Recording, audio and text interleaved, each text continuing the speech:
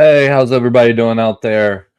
Welcome back to Operation Intel. Again, my name is Tim, where I cover the headlines of the day, breaking news, all kinds of world events for you guys. I'm a military vet that just kind of loves the news, world events, mostly stuff like what's going on in Russia and Ukraine, things like that. Um, but tonight's going to be a little bit different with what we start off with. There's reports out of Washington State. It's kind of heartbreaking to be honest with you. Um, there's a statewide manhunt underway for Travis Decker. He's a father of three who murdered he's accused of murdering his three daughters. Um, it, yeah, what do you say about that? And I'm not like news channels, you know what I mean, where they just read from headlines. There's real emotion behind this, being a father myself, it does hit home. I have three daughters and a son. So anytime you see something like this, you kind of wonder where somebody's mental state is at. Um, but as far as we know, the girls were reported missing on Friday after he had failed to return them to their mom. On Monday, all three of them were found dead near Rock Island Campground in Washington State. Their mother, and it's saying their mother had immediately alerted authorities when Decker didn't bring them back. And now, yeah, I mean, look at the nightmare that's kind of unfolding for them. My heart and my prayers go out to that family because I could not imagine. And if you have kids, it's a different kind of love. You can be in relationships, you can have love for your parents, have love for different people in your life that have been there for you your whole life. But when something like this happens, you have to think the mental capacity just was not there. And it, the love you have for your kids is a love you'll never feel it again. I mean, I couldn't even imagine doing something like that to my kids. So, and I've went through a pretty bad breakup or divorce, whatever you want to call it. But that still wouldn't drive me to hurt my kids. So you kind of wonder where his mental capacity is. And here in a second, I'm going to be sharing a photo with you guys of Travis Decker. You, more than likely, he's camping out in that area of Rock Island Campground there in Washington State. And it is very, very, I mean, it's just dense forest. Um, but as far as we know, court documents reveal Decker was diagnosed with borderline personality disorder. He was actually ordered to go to anger management and have mental health treatment, but the records show he never complied with that. So that kind of goes back into what I was saying in the very beginning, where you have to have some, mental issues for you to be able to do something like this. What those mental issues were, could it have been PTSD? I'm sure. He was an Army veteran. I'm not sure where he was stationed out of. I know Fort Lewis is there in Washington State, and I think there's one group up there, one special forces group up there. Could that have been it?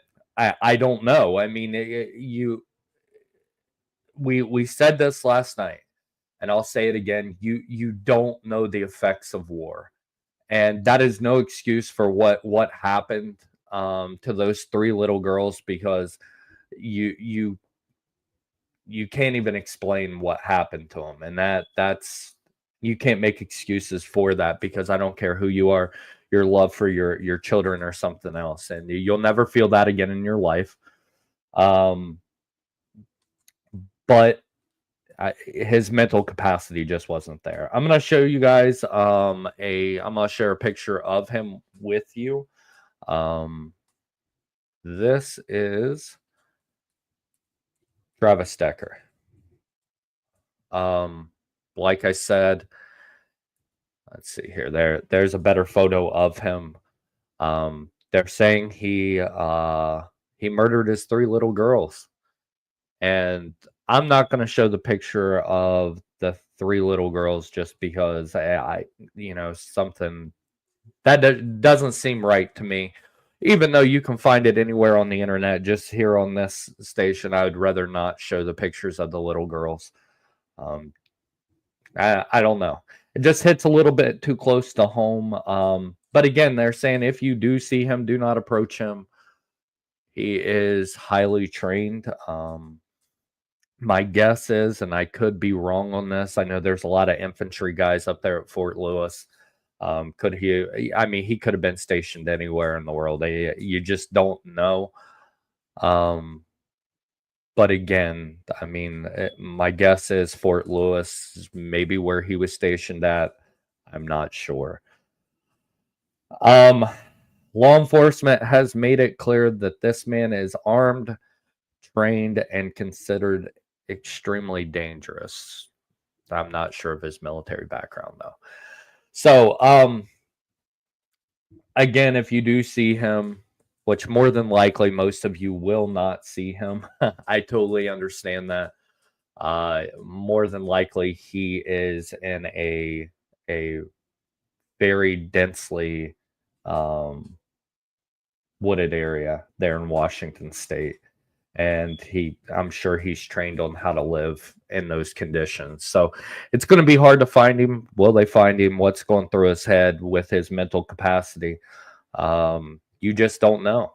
You just don't know. But authorities are looking for him. I'm sure, helicopters, everything like that. And then once nightfall hits, that's when thermal imaging comes out and things like that. I'm sure they will find him. Will they find him alive? I don't know. Usually somebody with that mental capacity is not all there. So, as much as I want to see him found alive, I don't know that that's going to be the case if they do find him. If you think, what do you guys think? Do you guys think that they will find him alive? Do you think yeah, I want to know your thoughts. Comment them down below. Tell me what you think about this. It truly is a tragedy. But we were talking about this last night. We were talking about you don't know the effects of war, and again, no excuse for his actions. Absolutely no excuse for his actions. But I've had friends have bad PTSD from what they've seen in Iraq and Afghanistan. And, when you're not all there, sometimes stuff like this happens. And it's sad, it's unfortunate. And again, my prayers and thoughts are with his family because I can't even imagine how that would feel. So, I'm gonna move on from this story. We'll touch on it a little bit here in or a little bit more here before we end the stream. But I definitely wanted to highlight this because I think it is very important to get the word out about this. I know I don't have very many viewers, but it only takes one person seeing him and getting him caught for what he did do or accused of doing. So we can almost definitely say he definitely did that, but still. So, moving on, we are going to cover what happened in the Russia-Ukraine conflict. We went over this last night too, right? We said how would Russia respond to what's going on? How Ukraine attacked them on, what was that? June 1st? How would Russia respond? You know, talks in Istanbul have come to a halt. Seems like they're wanting the Ukraine to give up um, a good amount of land, and Ukraine's just not going to do it. I don't think. I do not see Ukraine going, you know what? You can have the land. Stop bombing us. That's not where we're at right now with this. It definitely is not where we're at. Where we're at in this is Ukraine is tired of being bullied, and they're picking Russia apart and embarrassing Russia in ways that Russia did not see coming. So today, Ukraine has officially claimed responsibility for an underwater attack on the Crimean Bridge, a key supply route into occupied Crimea. So again, you know, it's another case of Ukraine fighting back finally. What do you think next for Russia now after the drone strikes? That's a good question. It's a really good question because you know, you look at what Russia has done thus far, right? They're bombing civilian populations, whereas Ukraine is hitting military targets. Russia is hitting civilian targets. Do I think that Russia is going to sit down at the table and talk to Ukraine and say, you know what, we want peace? No. Russia is completely embarrassed. It's exactly what I said last night. And, you know, Ukraine isn't backing down. They're not. And that's the big thing. I think what you see from Russia is you see a bigger response. What that response is, I'm not sure. But you keep punching Russia in the mouth and keep doing things like you did today, which, you know, by all means, defend yourself. Defend yourself. If I am Ukraine and I am having civilians killed at the hands of Russia, I'm defending myself. Yeah, peace would be great. But at what cost is that peace? I mean, you're giving up tons of land. On one hand, you've lost thousands of people. Russia's, you know, bombing inside of Ukraine, and not military targets. They're killing civilians. And what do you do if you're Ukraine? What do you do? Do you sit back and just watch, or do you fight back? Well, judging from this, Ukraine fights back. Now, the scary part about that is Russia has the largest arsenal of nuclear weapons. Right? So are you playing with fire? I think you are. I think you're playing with fire when you do stuff like that, and you're not saying that it's not justified, because it absolutely is justified with Ukraine defending itself. But I look for a big response from Russia, especially after today. Right? It's saying here what Ukrainian forces say that they planted over 1,100 kilograms of explosives underwater over several months. So this isn't something that just happened, right? Ukraine has been planning this stuff. They have been planning on how to attack Russia at the most critical moments. Cole, one thing I'll tell you, I think, in my opinion, it's hard to say what's going on in Russia's head. I think I think they go big. And is that an overreaction? Not if you're Vladimir Putin, right? It just is not an overreaction. To him, to us, it will be because they deserve it, right? They deserve to get punched in their mouth back. I mean, it's just like that. And I was saying this last night. It's just like that, in school when you're bullied. I know I was taught, you don't hit first, but don't let anybody bully you, right? Ukraine's getting bullied right now. And,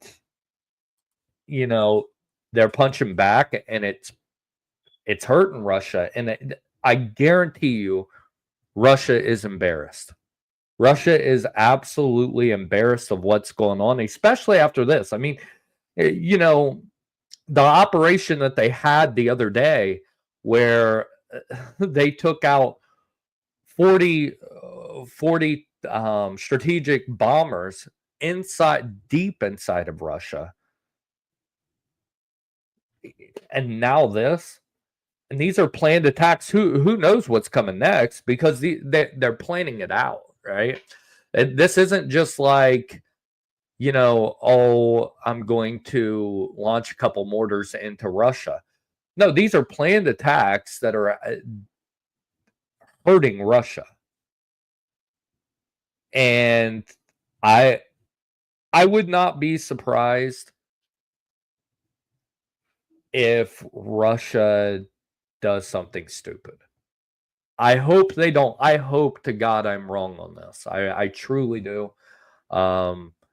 Because if they do something stupid, like let's say they launch a tactical nuclear weapon, right?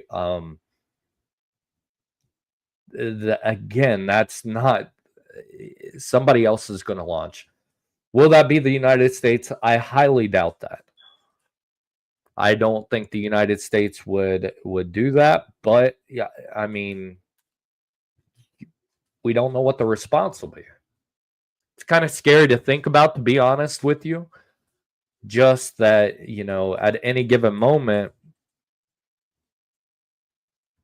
something like that could happen, and it only takes, a couple moments for something like that to happen. So yeah, I do look for Russia to do something big, because I mean, they've been embarrassed twice now. Twice now in the last, 3-4 days? They've been completely embarrassed. So of course they're going to have to do something back, because right now everybody's watching Russia. And it does not look good on them. I'll be honest with you, it does not look good. And I really look for them to do something big back. But the headlines here are talks in Istanbul between Ukraine and Russia, I guess, have made a little bit of progress. 1,000 prisoners will be exchanged, but no ceasefire agreement has been reached yet.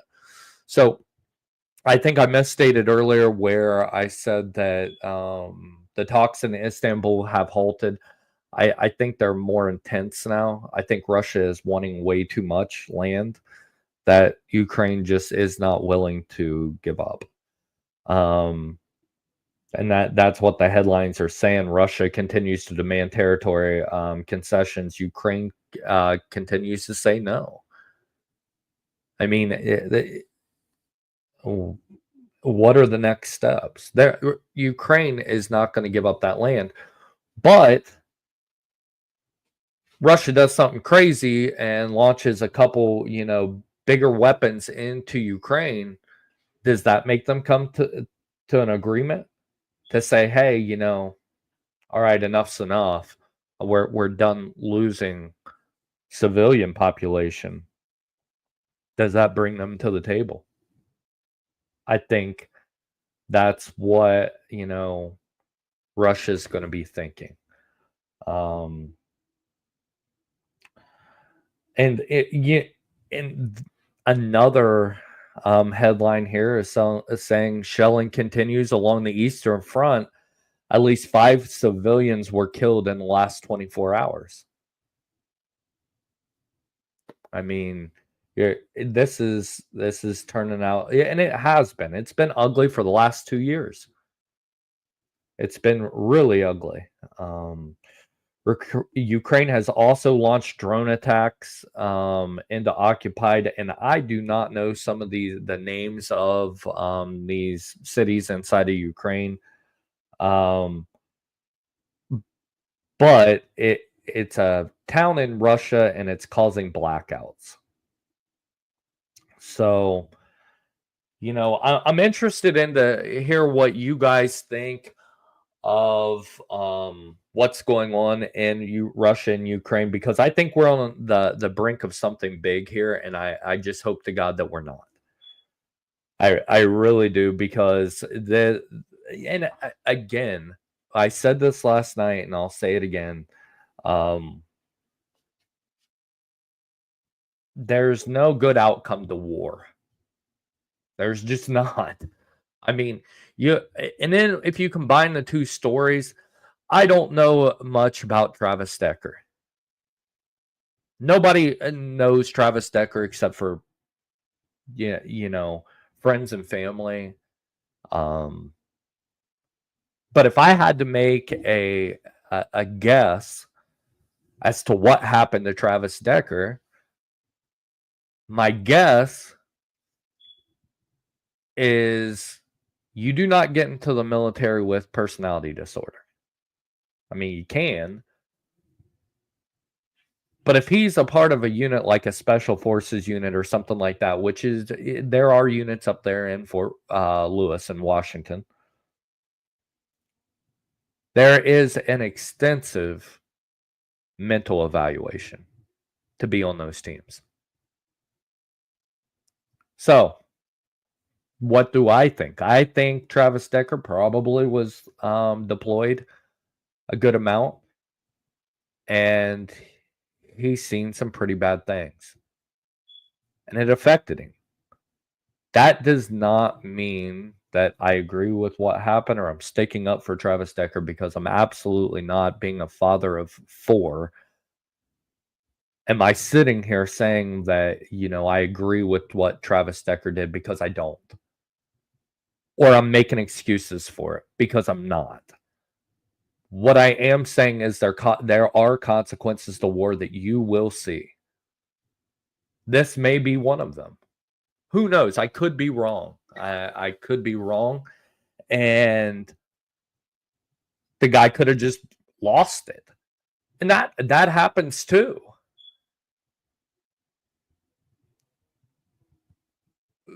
But, when you see certain things, it takes a lot to do what he's being accused of doing. And that's what war does, though. And I'm not saying that, that for everybody, because obviously that's not everybody, right? I like to think of myself as pretty sane. I like to think that I have a good head on my shoulders and I've seen combat. But at the end of the day, everybody has different views, or different, not views, but different ways of dealing with things. And sometimes people can't handle that kind of stuff. That's not saying they're weak people, because they absolutely are not. But anyways, you're looking at a lot of civilians lost in Ukraine and Russia. Russian, not civilians, but people in the military. So, yeah, I mean, I don't know. I guess we'll just have to wait and see exactly what happens. I'm searching here right now to see if there are any updates on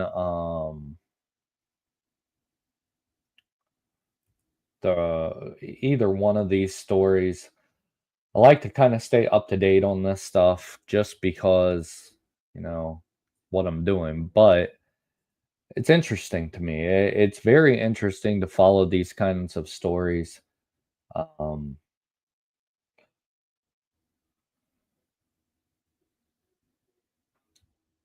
Authorities are at. Yeah, it's just I'm going down through here on X, and it's just saying authorities are actively, and this was an hour ago from KTVU.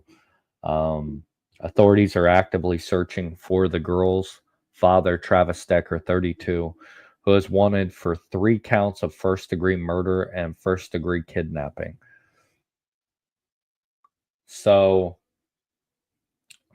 they have not found him yet, but let me share my screen with you guys, actually. Hold on one second here. This is what I'm seeing here. And again, you know, I don't like sharing the pictures of the 3 little girls, but it is everywhere. It's definitely a sad situation here. Hopefully he is found. Hopefully they can bring him to justice. But you kind of wonder, right? You kind of wonder why he would do something like this. So those are the 2 big headlines that I'm covering tonight. Again, if anything from Russia, Ukraine is breaking, I will cover it. I will come on live with you guys. I will give you guys a breakdown of what I think, and hopefully, Cole, you know, if you're still in here, hopefully Russia does not launch something that many would think would be overreacting. You know, I'm sure Vladimir Putin is getting pushed to launch a tactical nuclear weapon. I guarantee you right now. Imagine how many lives that would change. Not just the people it would kill, but the family members, the friends, things like that. Nuclear weapons are scary. And when you have a regime who just don't, quite frankly, give a damn. I mean, they've already launched multiple ballistic missiles into civilian populations.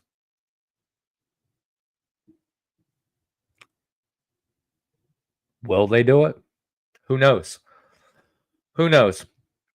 So, I'm going to be signing off here. If anything is breaking, I will come back on the air and I will give you live coverage of that with some video. But I hope you guys have a wonderful night. I hope you guys had a wonderful day.